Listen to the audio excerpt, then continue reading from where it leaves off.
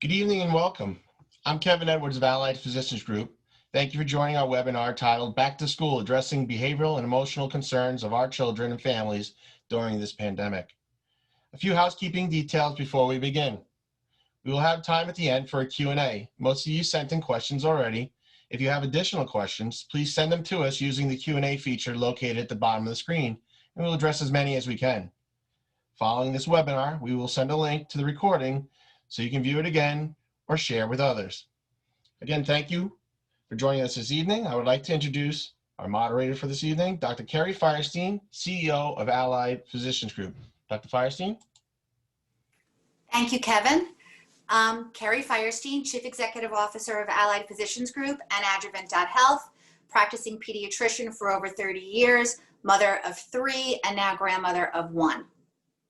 We've done multiple COVID webinars and other types of webinars, and judging by the number of people who registered and sent in questions, there's certainly a lot of interest in tonight's topic. The beginning of the school year is always filled with lots of excitement and newness and a little bit of anxiety and trepidation. This year we've tipped the scales because everything is new and none of us have the experience, even though you know, as my patients tell me, I'm really old now that I'm a grandmother. I don't have the experience to help our children necessarily know what's going to happen, because every school district is doing something different. Every day is potentially going to be different. And we don't know that what we tell them tomorrow is going to be what is in effect in 2 weeks. No wonder they're anxious. No wonder we're anxious. So tonight you're going to get some really good information across the spectrum, from toddlers to teenagers, about how we can help our children through this. What you are not going to get tonight, because many of you asked this question, is should you send your child to school or not? That is a very personal decision because it's risk benefit, and everybody's risks are different and everybody's benefit is different, and the decision that you make may not make any sense for your neighbor. And that doesn't mean that either of your decisions are wrong. They're just different because you're coming from different points in your life. What I can tell everybody, because this was another big question, is masks are safe. Your child can wear a mask all day long and they will be fine. Even your child with asthma can wear a mask all day long. And I hope that at some point during today, we'll talk about children with special needs and younger children and what we deal with them and how to deal with masks for them. At this point, I am going to introduce our expert panel. Actually, I'm going to name them. I'm going to let them introduce themselves. So, Brianna Fava. Do you want to tell us about yourself, Brianna? Sure. Hi, my name's Brianna Fava, and I'm a clinical psychologist that specializes in children 0 to 18 years with a subspecialty of 0 to 6 years of age, so early childhood. Great. Anthony Dattero? Yes, good evening. My name is Anthony Dattero, and I am a secondary school counselor. I've been a secondary school counselor for 30 years, and I'm delighted to be here tonight. Welcome. And I'm very excited to introduce and actually to meet Patricia Donovan, who is going to be an embedded social worker within several of the allied divisions. So some of you are going to get to know her a little more up close and personal, and tonight's our first peek. So Patricia, tell us about yourself.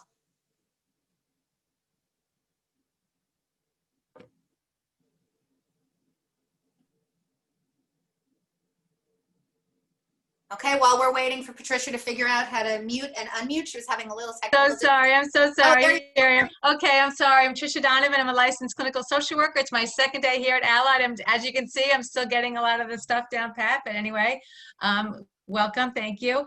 I've had a lot of experience working with children and families over the years, from birth to 21 and adults.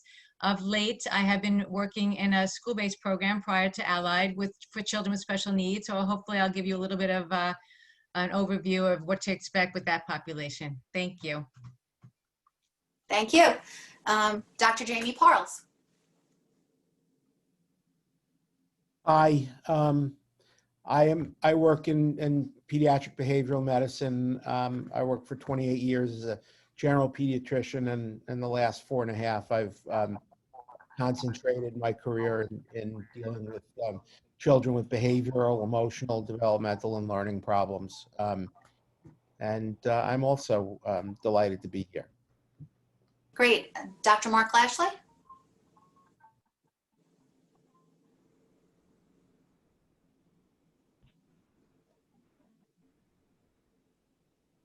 Hi, I'm Marc Lashley. I'm a practicing pediatrician also for about 30 years. I have offices in Valley Stream and in Rockaway Park. I'm on the faculty of Project Teach. Project Teach is an effort from the state in a partnership with psychiatrists and pediatricians to help pediatricians bear some of the burden of mental health and treat mental health. Thank you. Okay, Dr. Fava, I'm going to turn the presentation over to you. All right, great. Thank you, Dr. Fierstein, for the warm welcome.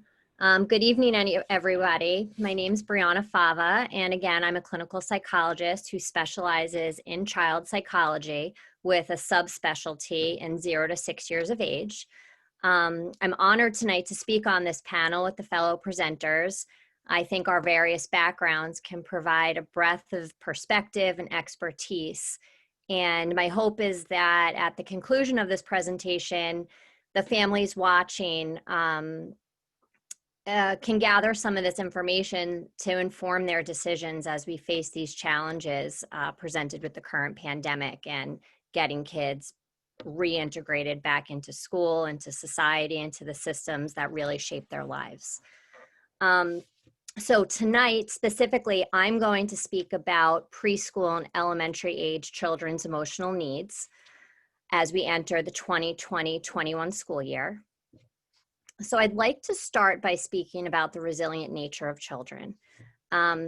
With careful consideration, the adults that are in a child's life can make certain changes, tweak some minor things that help kids take off on a trajectory faster than we could plan for and sometimes even anticipate. With that being said, children, especially young children, are often the greatest barometer for stress in their environment. For many children, they have been contained to so few settings for the past several months due to the shutdown of schools, the shelter-at-home orders, varying families' comfort levels with having their kids out and exposed to others. And so the primary setting for a lot of children has been their homes.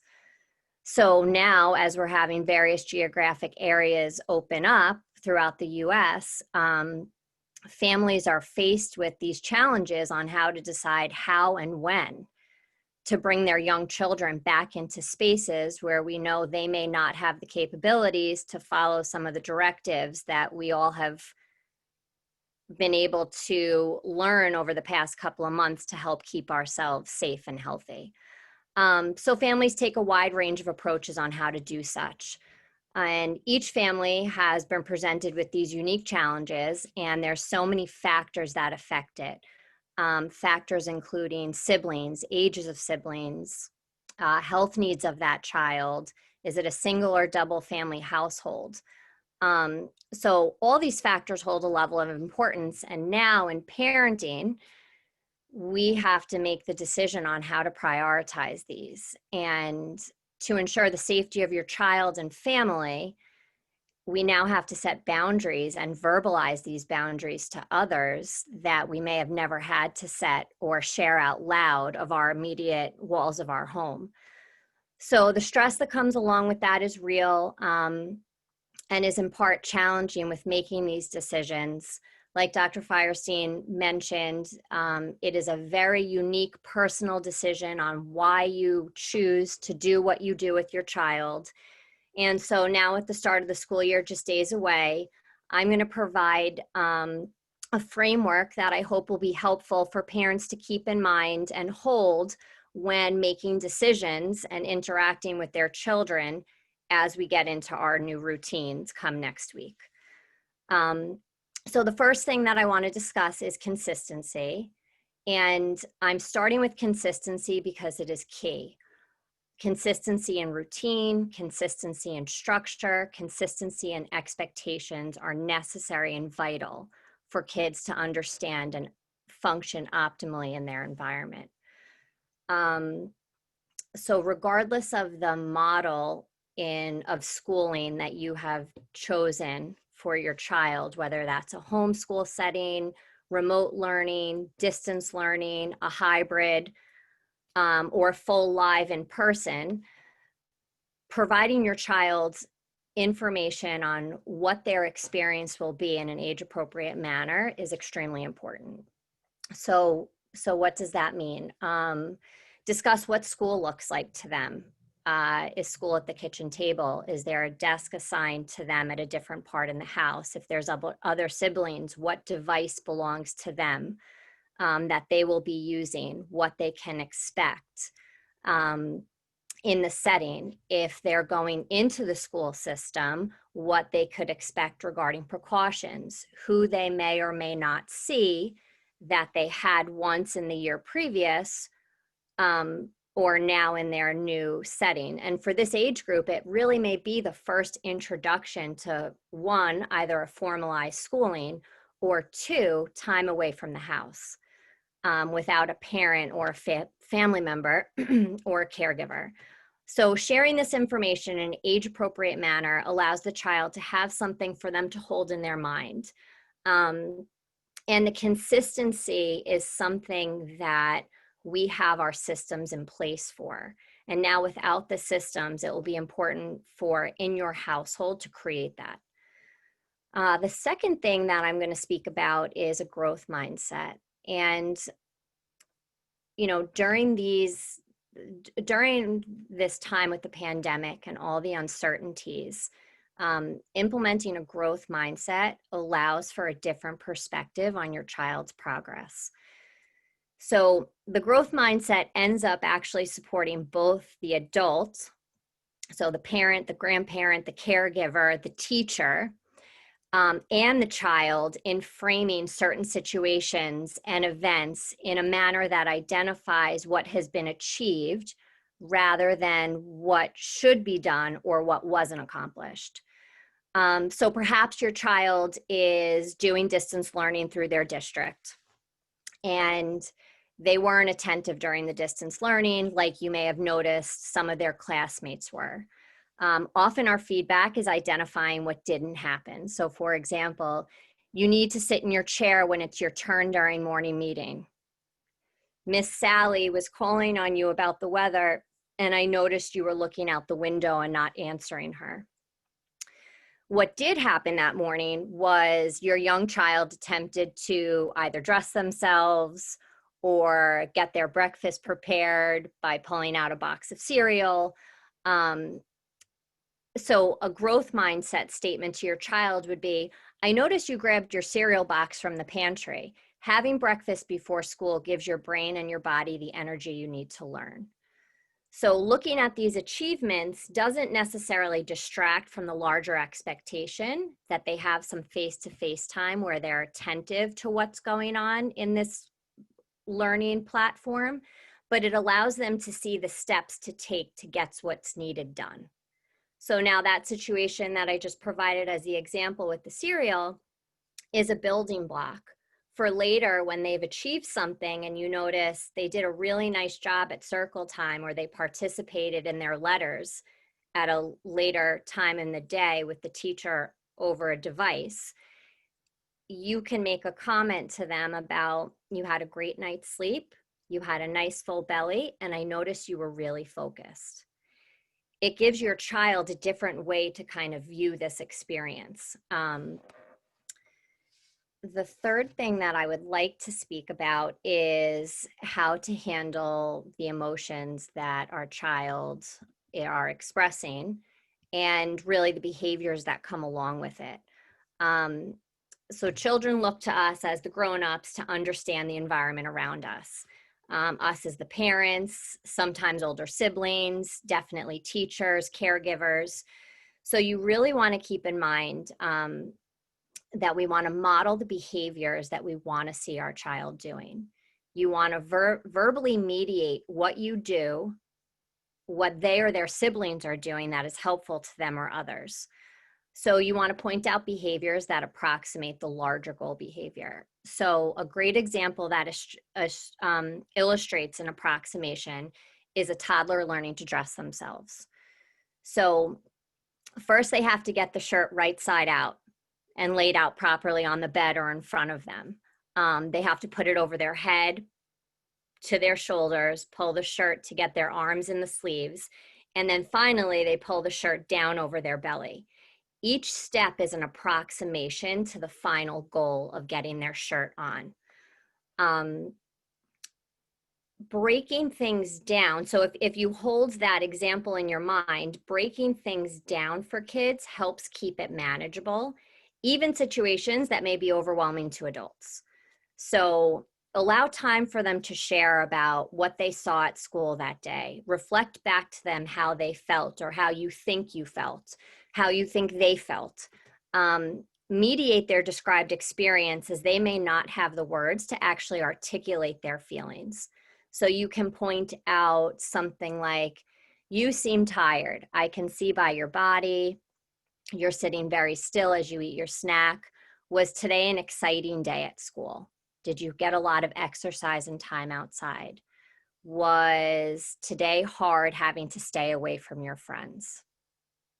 Did Mrs. So-and-so have to keep reminding you to stay in your area? Or I noticed you really liked when we did our art Zoom class with your teacher's assistant. I could tell by the big smile on your face and the excellent picture that you ended up with at the end of that. Doing that for our kids helps to point out to them things that they may not be aware of. So the labeling through identifying, paired with modeling, and then verbally mediating brings it full circle for them. And another thing that I think is important with the identify, model, and mediate is that you can speak to behaviors that are positive and pro-social and helpful and healthy, as well as those that are challenging and can cause further distress for you as the parent, them in the setting, and really cause obstacles for them in meeting what they need to do. And so now part of these factors that I want you to keep in mind is, we are dealing with very young children. So what is developmentally appropriate to expect a young child to follow? We need our kids to social distance, wear a mask, carry hand sanitizer, etc. If it's in a school setting, if you bring them to a store, if you're allowing them to see other people, each family has different things. So these precautions, like all things, will be part of other directives that adults and teachers provide to them. So the climate of all of this is very overstimulating for adults. And even though maybe some children may not show that they're affected, the systems that they're part of have been. So with all these precautions that can be bombarding to them, it's just important to remain consistent, verbally mediate the expectations around social distancing, mask wearing, proper hygiene, anticipate that they will need more reminders. Their young brains are not fully developed. Some parts will stick easier than others. And, you know, when our children were learning to walk, we cheered, we smiled, we clapped as they stood independently, as they took their first step, and even when they fell.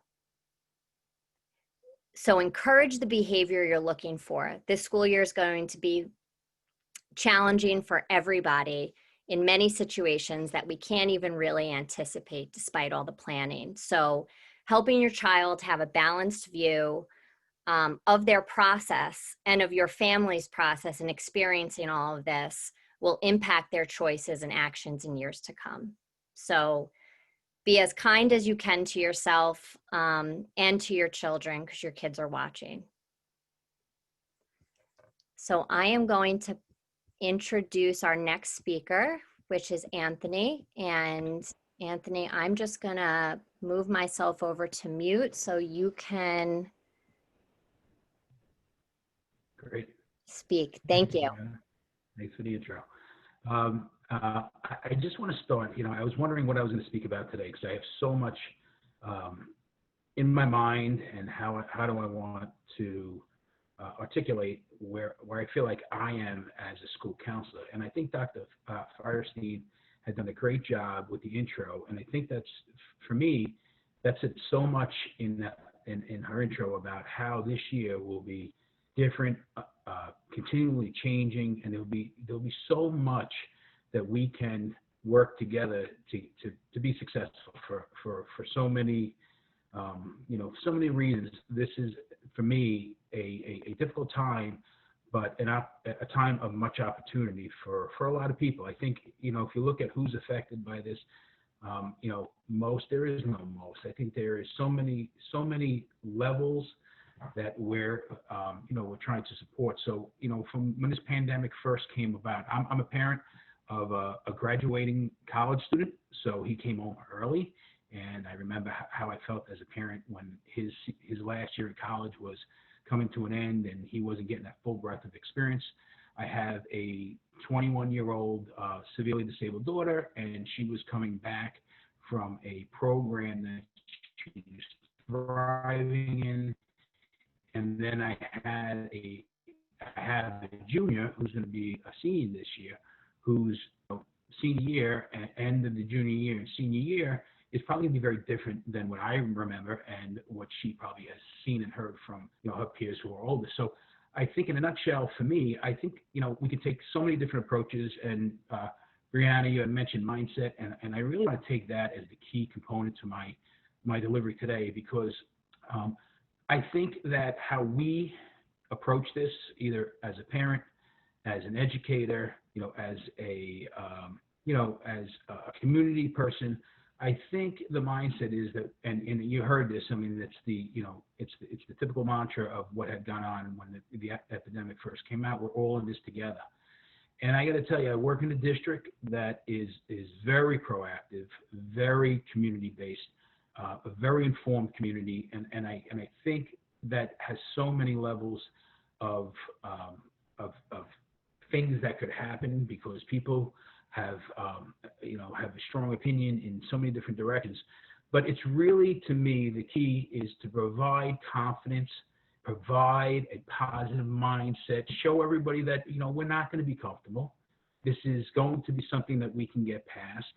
I think maybe my mindset grows because, I had significant loss in 9/11. I have a kid with disabilities, so I see things, and I'm not saying that, I'm unique to anyone else, but I feel like this is exciting for me. I know that sounds kind of odd, maybe, but it's an exciting time because our kids need us, and we need to promote that we're going to get through this together, and we're going to be able to put the things, those fears, and we're going to make them into opportunities. Now, there's so many different models out there.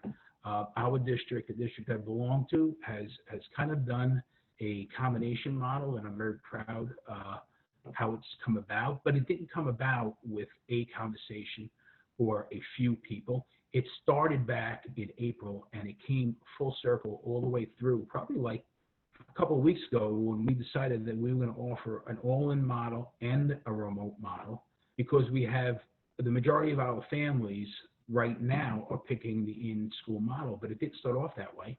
It started off like a 60-40 split, that we had 60% of our families that wanted to come in, and 40% really weren't sure what to expect. So it's easy to pick the remote model because it was a cautious, it was a little bit more safety. But as time went on, and as we created these forums, and I give a lot of that credit to the superintendent who's in this district that I'm in, she created a unity kind of approach. And I think that, to me, is what I want to promote in my building. And I'm a 7 through 9 building, so I have a middle school model and a secondary high school model. So you have a lot of developmental challenges that go along in those years. We have a heavy special education population in our building.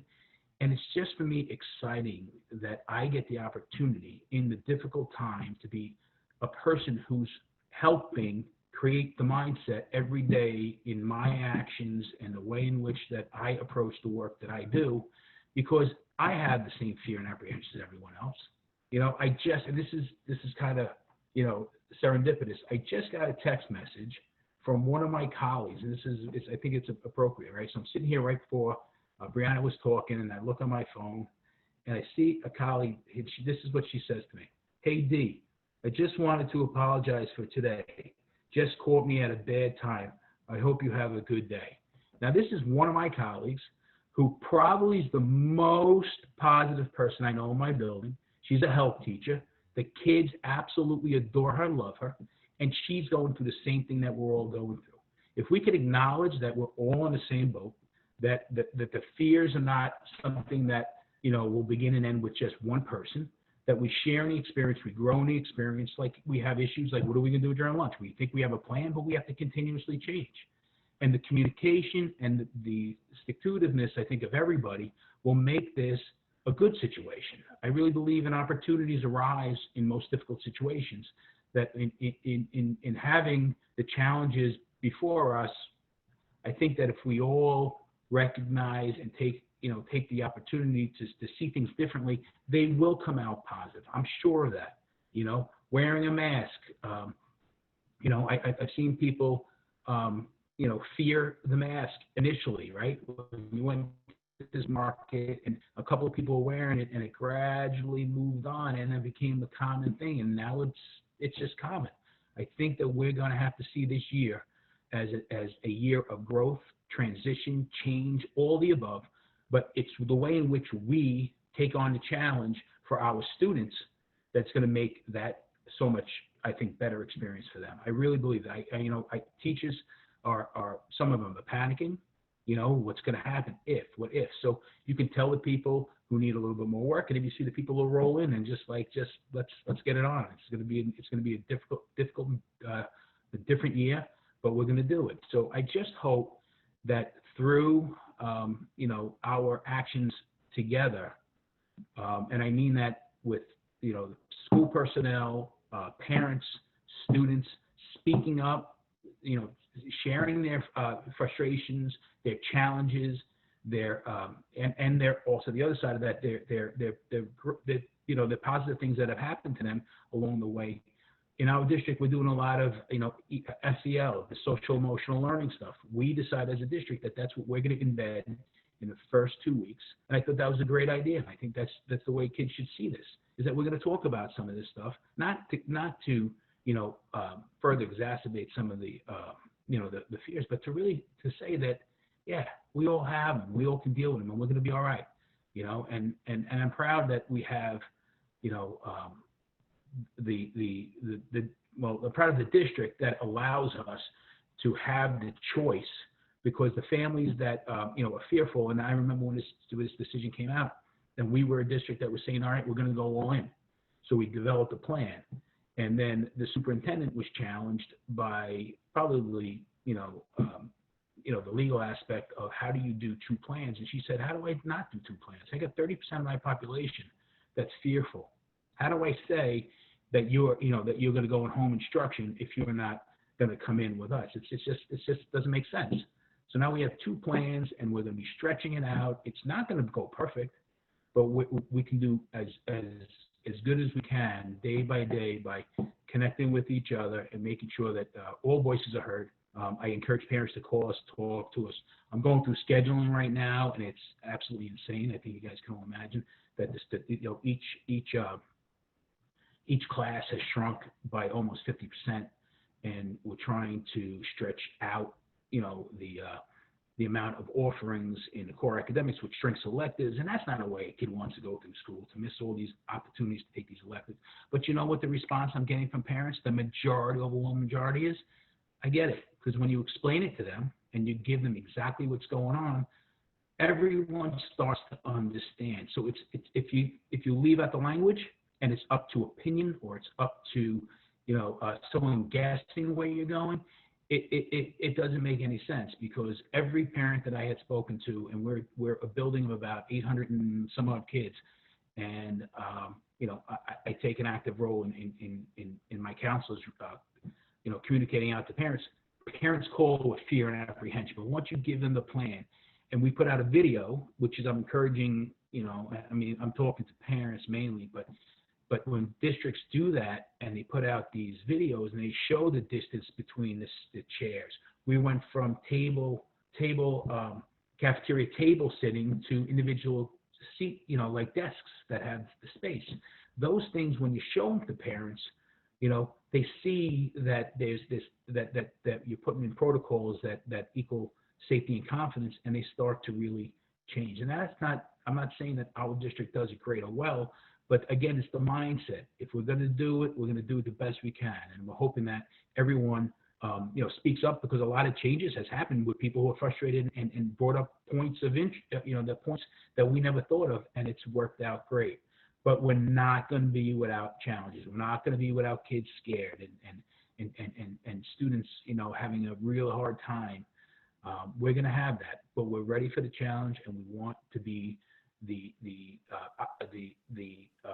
change for opportunities, not a negative situation, just continuing negative until the pandemic's over. We're not going to do that. We're going to go into it saying we're going to make the best, and we're going to give you the best experience possible. So in summary, I just want to say that I think that as a community, and the community is not, to me, it's larger than just the school community in its isolation of a building or some physical space. It's everybody. It's the students, it's the parents, it's the teachers, it's the administration, and I think we can all do that with a positive mindset. So thank you very much. I'm now going to introduce Patricia Donovan.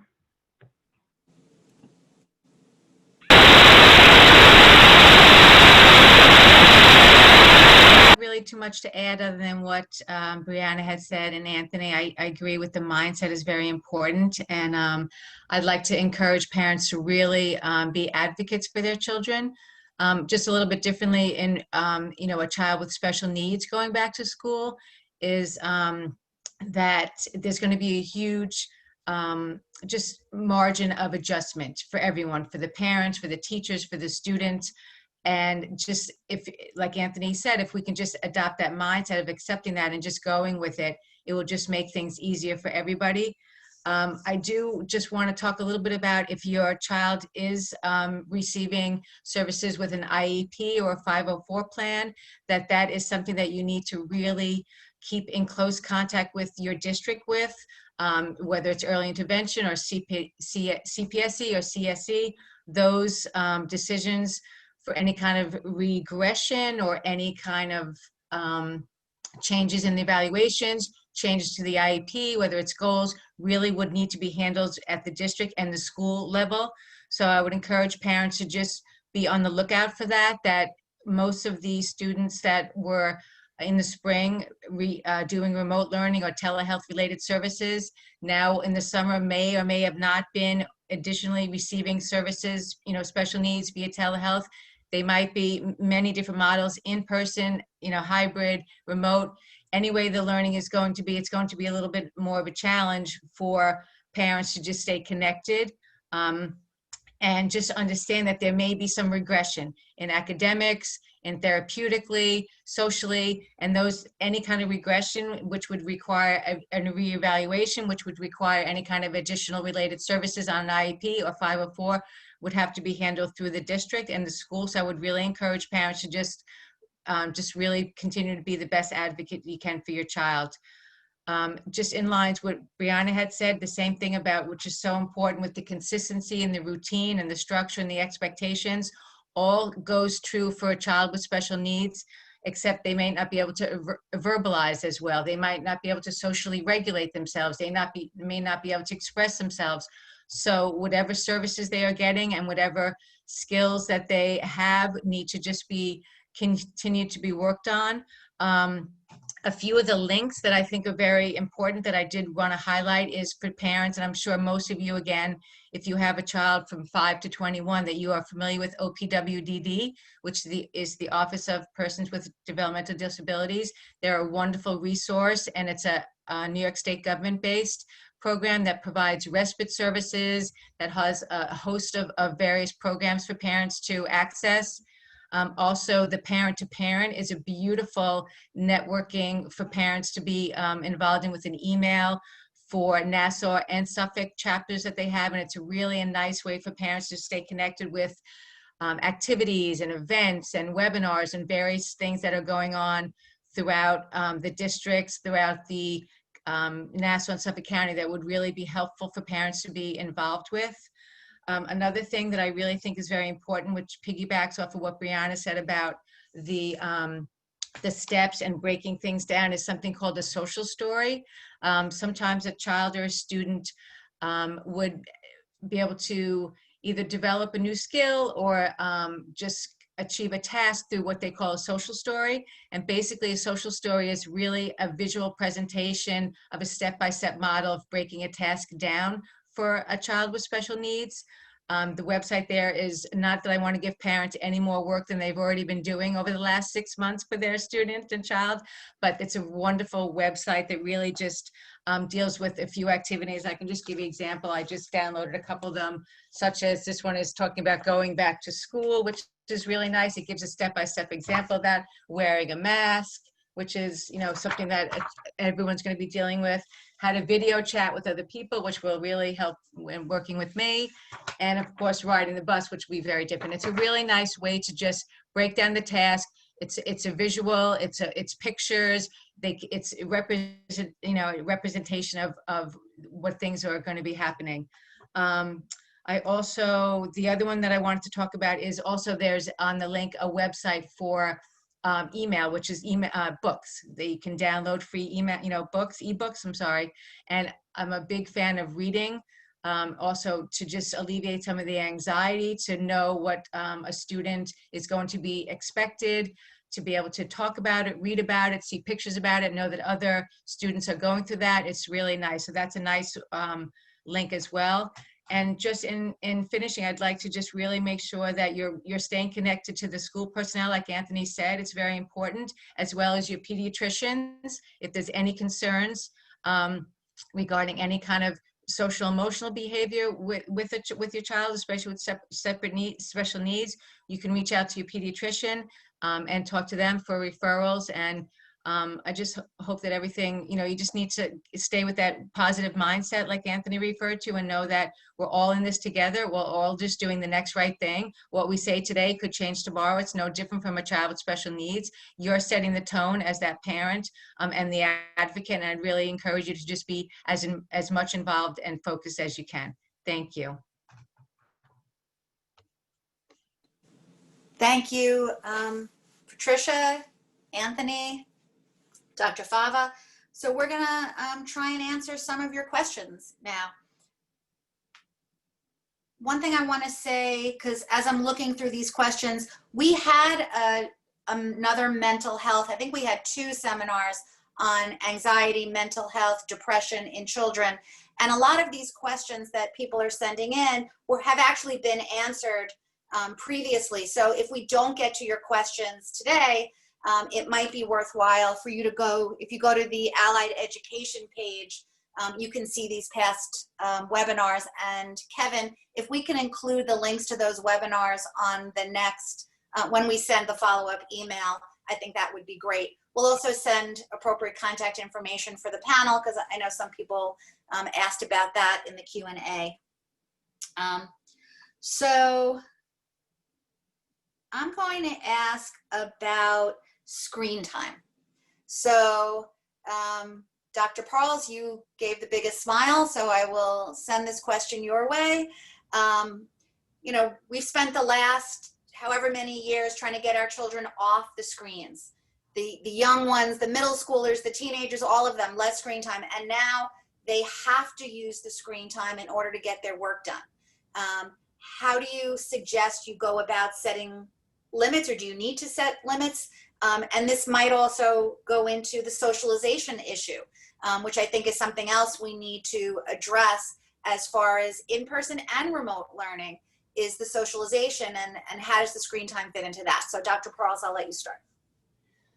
Okay, so that's about 17 different questions. All right, so first of all, screen time as part of, as the school experience, I think needs to be thought of completely separately from optional screen time.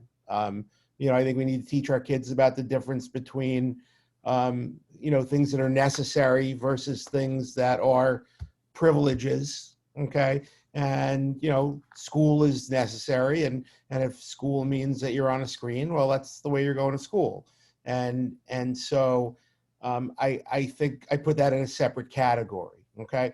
I think what has been different about, you know, optional screen time, you know, video games or YouTube or other things that a lot of kids like to do on screens during the pandemic, is that there's been a lot fewer opportunities to do things that would be better alternatives to screen time in more normal circumstances.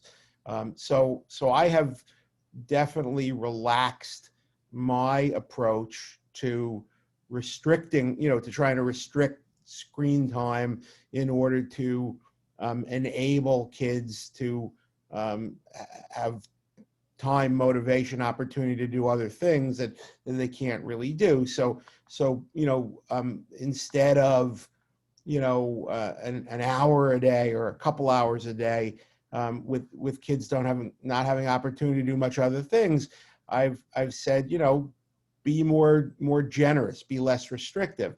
But the problem with screen time, especially with things like video games or YouTube, is that the longer you stay on it per session, the more likely it is to move from something that's pleasurable to something that's compulsive, where kids then have a hard time separating from the screen time. And a lot of kids with, you know, that I treat with emotional and behavior regulation problems, the most difficult thing for them to do that triggers outbursts and unhappiness is separating from their screens. So what I've, you know, what seems to be a reasonable sort of rough guide is, once you get close to or over an hour, the switch seems to flip from doing it for pleasure to doing it because you can't let go. So what I'm recommending for families is be generous with the total amount of time during the day, but limit the sessions, okay, to an hour at most at a time, and create a bit of a schedule for them so that kids are not constantly nudging, you know, I want the phone, I want the iPad, I want this, I want that, you know. So if they can use the screen from, you know, 9 to 10, and then, you know, 2 to 3, and then, you know, 6 to 7, then from 9 to 10 again, or whatever works for that child based upon that age and that family schedule. And then each time that they use the screen, they earn the next session by disconnecting nicely and not creating a stir, okay? And this way, they get their screen time, they can play their games, watch their YouTube, do whatever, and have the sense of having it earned, which creates, which is really just a positive reinforcement mechanism, as opposed to saying, if you don't behave, I'm going to take away your screen time. This way you earn the screen time. The other question that you threw in at the end there, and I'm forgetting what it was, which... About socialization and remote learning, but... Okay. So a lot of parents tell me that they're afraid to restrict their kids' screen time at this moment because it's the way they socialize, okay? And they don't want to isolate them.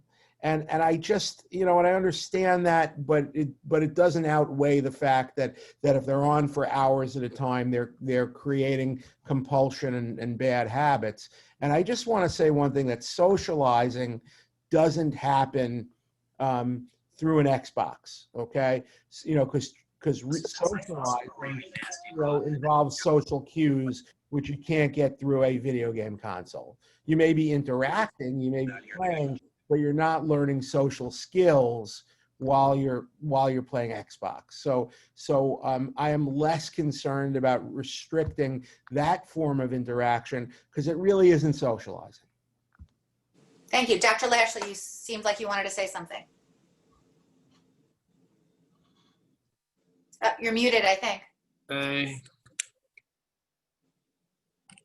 There we go. I think I figured it out. It's very apparent to us as pediatricians why children should not have too much screen time, but maybe not to parents. And sometimes I think Dr. Parles and I just take it for granted that we know this, but parents may not know this. Studies have been done on children that watch more than an hour a day of screen time. And they've been found to be in a group of children that suffer from more anxiety disorder, obesity, and to generally be in a group of children with lower grades. Now, I think the jury is still out on, are these children troubled children to begin with, or does the screen time actually cause these issues? And we're not really sure, to tell you the truth, but until we are, we really think that limiting screen time is important for the reasons that Dr. Paul said, and because of that. Now, we all agree these are challenging times. I mean, we literally tear our hairs out sometimes because we're on top of each other. So the screen can be sometimes a godsend just to calm someone down and keep them occupied while a parent can maybe separate a little bit and do what they have to do, but it can be overdone, and we have to realize the repercussions of the screen time. Sometimes I have very young children who are in front of screens 5-6 hours a day. So parents said to me, but it's all educational, Dr. Lashley. Why can't he learn from Sesame Street or educational programs? He's really learning so much. I couldn't believe that he learned the capital of France, and all these things. And when a child is learning, has a learning brain, they need to manipulate objects. They need to interact with people and faces. They need to learn social skills. And you can't learn that from a two-dimensional screen. And the brain pathways may be altered in the way that they develop from too much two-dimensional learning. So I just want parents to think about why pediatricians are so against the screen time. It's not because, we're old-fashioned or we think that, TV is just bad in general. It's because we have actual studies that show it's harmful to the brain when it's excess. Thank you. So, talking about screens, our children are going to need to be on camera a lot. We've got some questions about children that are camera shy, that don't want to, see themselves online, don't want to interact with other people that way. Dr. Fava, I don't know if you can talk about the older children as well, or just the younger ones, but what would be your suggestion there? And I've seen that, by the way, with also dance class. Not necessarily school, but the child doesn't want to go to dance class because they have to be on camera. Sure. Yeah. I could, just from my experience with holding all my sessions via telehealth, there's some kids that each session will have themselves just out of the corner of the frame like this, and the parent will push the phone and then they turn themselves back like this.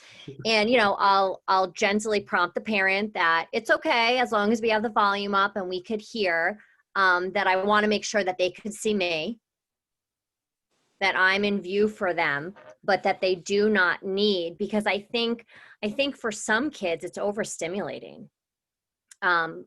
Definitely for some younger children, but even as they, you know, as you know, chronologically, as we move up in age, I think that it's difficult. You know, a lot of parents will also redirect the older children to not look at where their icon is of their face. So on the bottom of the screen, who's fixing their hair, who's checking, you know, looking closely at themselves. So I think that if your child's not comfortable, I think you can introduce it. Often in my office, sometimes a child stays quite a distance from me while we're doing some play therapy and some activities. And it's okay, you know, it's, again, part of what I spoke about, it's an approximation, right? We build on it. It's the way in which you frame it. So for some families, if, you know, you need to be on a platform like this, you can set some ground rules. Well, when we sit down and we meet with our clinician, or we're going to sit in circle time, we're going to make sure the volume's up. We're going to be in a well-lit space, and we're going to at least make sure we can hear and they can hear us. And so that helps the child to hold the expectation that doesn't mean I could go run into the family room where my younger sibling's having a snack. I can't just skirt and leave my session that my parents scheduled for me. But it allows them a little bit more room to really be comfortable. Thank you. So to give some time to the older kids, you know, Anthony, there are a lot of parents who are concerned about their preteens and their teens, because it's a time of a lot of angst and moodiness to begin with. And they want to know, how do I know if this is normal or if my child is going through something and needs more help, especially when they won't talk to me and tell me what's wrong? That's a great question. And being a middle school counselor, 7 through 9, it's part of adolescent development, right? Things change all the time. So I can just say to you, or say to parents, that a lot of it, you can look at a child, look at their baseline over the years, and you can probably determine that almost every student is going to be a little bit different, right? And I think that communication is the key, because you're not in isolation to make, you know, to judge your own kid, or to make an assessment, I should say, of your own child. There are a lot of people around you that can help you do that. You're not alone. If you reach out to your school community, you know, we know students, and they usually best behave with us, right? Because students typically want to connect with adults. They want to connect to people who appreciate them, who they look up to. So if you need to join with us to have a conversation about some of the things that they're seeing at home, and we can help them, because, you know, we're not just a production of academics. You know, schools have come a long way, and we really invite parents to come in, communicate with us, run things by us, because there are so many factors of adolescent development, you know, from, you know, appearance to, you know, what group am I going to be in? am I going to be isolated? Am I going to be ostracized? There's so many different things that happen that it is a very difficult time. So I can just imagine that it will be, you know, that those kind of emotions might get amped up a little bit more. But I think parents really know their kids. I think they really do understand. And when they see something it's out of the normal, before reacting and labeling or trying to get a solution, reach out, talk to us. You know, fabulous therapists like Brianna. I mean, you try to make those connections, because it's going to be different. There is no doubt, and it's very hard for a parent who has all the other responsibilities of other children, of their jobs, the pressures that, you know, that everyone has individually. It's going to be hard to do this in isolation. So my recommendation is, when you ask the question of how will they know, Well, try not to go in it alone. You know, try to share some of your thoughts and ideas. Try to encourage your child to go see their guidance counselor or the school social worker or the psychologist, because a lot of times our relationship is very different. I mentioned that earlier. You know, I have my own children, right? And my own children will they're great kids, but they will act differently with me than they do with school officials. So sometimes you have the advantage to reach out and to join with someone to get help, you know, and maybe that help is not necessarily as big of a need as you may think, and we can put that in perspective, because then we can hopefully help alleviate some of that anxiety and put it into a more normal setting, because we deal with this every single day. So to answer your question, I think that if we all work together. Yes. Yeah, I agree. I think this year, especially, the lines between home and school have been blurred even more. And we're going to need all teams on deck. The one key person you forgot to mention to reach out to is your pediatrician. That's so true. Yes, right? Because especially, you know, when you have a medical home and you have doctors who've known your children for a long time. But even if not, just as far as giving you a look into what's normal, what's not. I mean, obviously, if you have a relationship with a child psychologist, then, you know, that's another person to reach out to. But just to decide whether you need to do something like that, the school guidance counselor, the pediatrician would be great. Well, Kerry, I just wanted to add and build on what Anthony just spoke about. I'm sorry, I heard feedback. I want to add and build on what Anthony just spoke about. Anthony, you first mentioned appearance.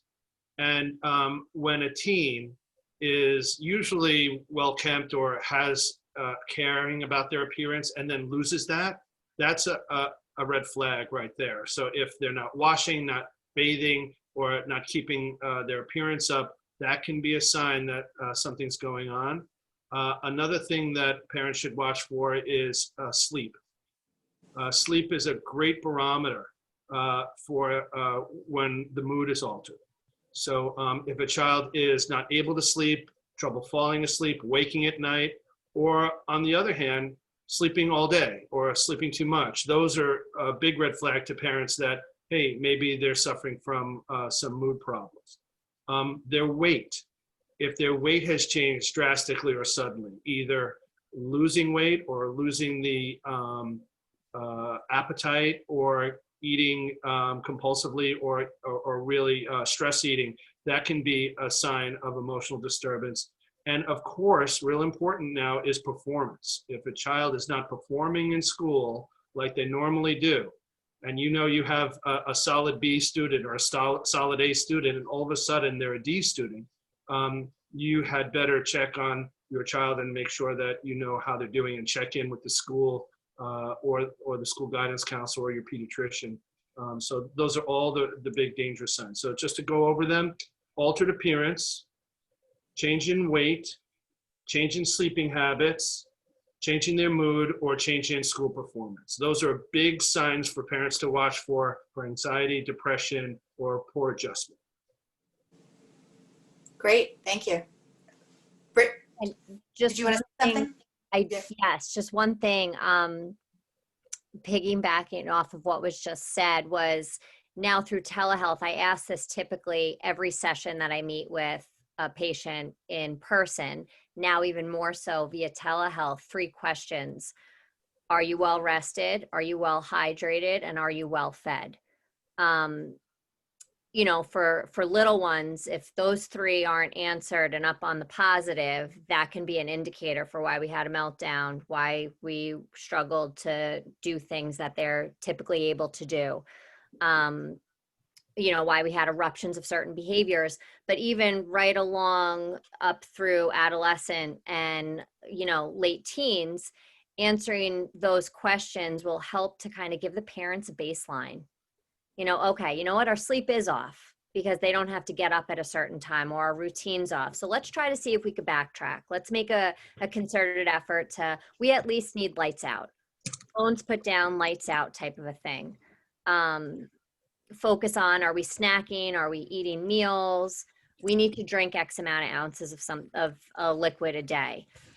Help to orient our kids to that, helps them to kind of have a checks and balance for themselves as well. Yeah, I agree. Especially sleep seems to get tossed to the wayside, especially as kids get older and the parents go to sleep before the child does. But when you're anxious, you might have difficulty sleeping, but a lack of sleep will absolutely make your anxiety worse. And also ADHD there were some questions about children with ADHD. There have been studies that show that if you get an hour extra sleep, you can decrease your ADHD medication. So, you need to make sure that all those are in place. So people have asked, what can I do for my child's immune system? And Dr. Strauss, who is our allergist immunologist, has made this line famous: you don't get health in a bottle. So there is no pill that we can tell you to take that's going to keep your child healthy. But the basic building blocks of sleep, eating, hydration, exercise. So that's one thing we also didn't, discuss today.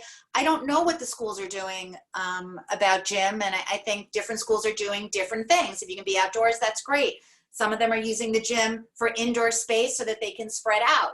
We need to remember that our children need to exercise. So if you should know what's happening in school, and if it's not happening in school, maybe figure out a way to make it happen in a safe way. Right now, when certain classes are closed and certain of our sports teams are closed, it's harder. Everything is harder, which is what we're all seeing.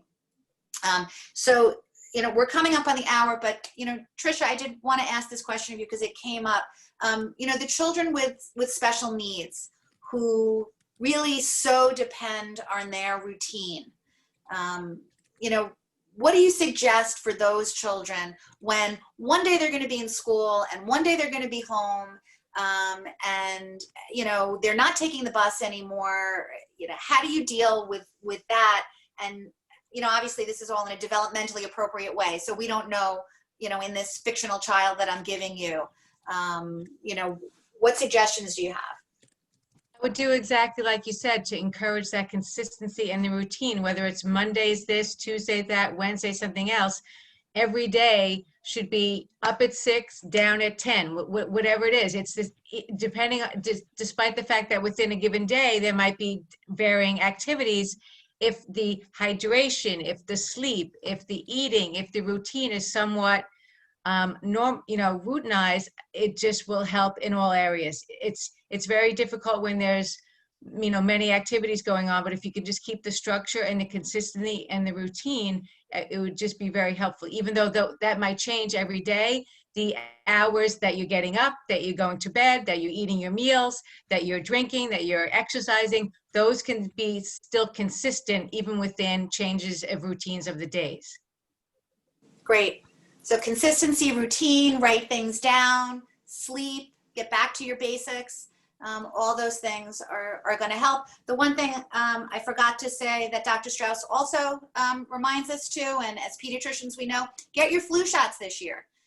That's one thing we can do to keep everybody healthy, and hopefully keep the schools running the way they should, because if we start to throw in a bad flu season amidst all of this craziness, it's going to set everybody back. So I'm sure your allied pediatricians are going to start to send out some information on that. The best time to get your flu shot is September and October, or whenever you are actually near somebody with a flu shot in their hand, just take it.